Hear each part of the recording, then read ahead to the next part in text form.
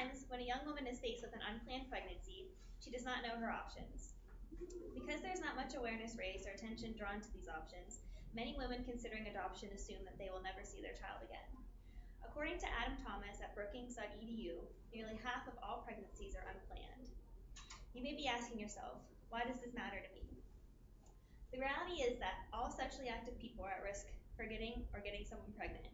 If you are ever faced with this, it is important to know your options. In my speech, I plan to explain open versus closed adoptions and share why open adoptions are more beneficial. I also plan to explain why there should be more awareness in regards to open adoption and take a look at what can be done to help spread awareness. Let's start by discussing the difference between an open and closed adoption.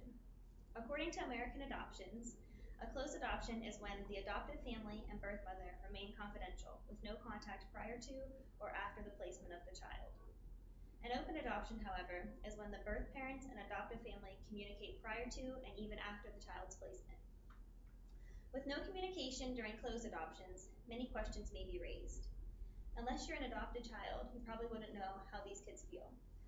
Often, it is hard to keep an adoption a secret from the child. The truth usually comes out. These children are then faced to wonder, why did my biological family give me up? They're also forced to wonder what their family is actually like and who they might be if they were still with them. I'm sure that many of you had a hard enough time discovering yourself as a young adult, but just imagine if you had questions about who you really were or what your family was like. Open adoptions may be most beneficial for the birth mother.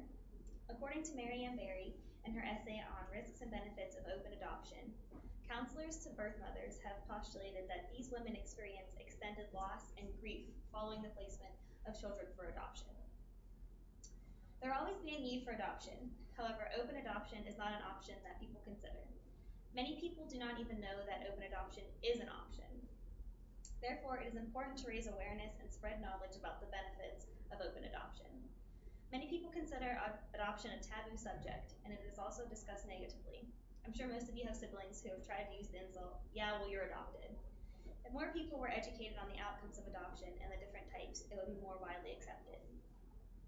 I'm asking that more people educate themselves on the benefits of open adoption and, in turn, share that knowledge. In my research for this speech, I found a short documentary on a family who experienced an open adoption. I would like to share that video with you.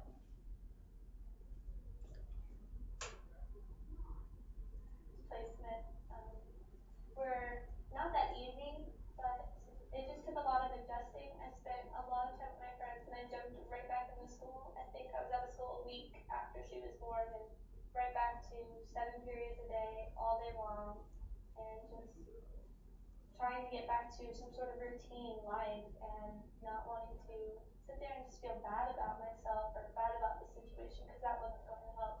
And the phone calls with Jordan and Cameron were a lot of help because they let me feel involved in what was happening at the doctor's appointments and different sounds she was making, and I could hear her in the background. It was just really helpful from them. The first few weeks of having Madeline in our home was really like watching all of your dreams come true, and it was just falling in love is the best way I can describe it. It is just falling in love with this beautiful little baby girl and getting your feet wet into mommyhood. It was everything that I had hoped for so very long, but it was so much more. I just loved her so much and could not wait to spend the rest of our life doing the absolute best that we could to give her the life that God entrusted in us to give her. In addition to educating ourselves, I think it is also important for the media to help raise up the topic of adoption. MTV's Teen Mom offers a look into the lives of Caitlin and Tyler, who gave their child up for adoption, which was an open-ended adoption. If more networks and other media outlets focus on the positives of adoption, more young people might consider it. If awareness is not raised, it is possible that some people will never know how beneficial open adoptions can be for the mother and the child and both of their healths. If more young mothers know their options in regards to adoptions, they will not have to worry as much about their children and would know the relationship that their children were building with their adoptive families. The birth mothers also suffer less from separation anxiety and other related problems. To help raise awareness, we can donate to local adoption agencies so that they can produce material to educate those who are considering adoption. Raising awareness is the first step in explaining and helping young people explore options if they are faced with an unplanned pregnancy. Thank you for your time and attention.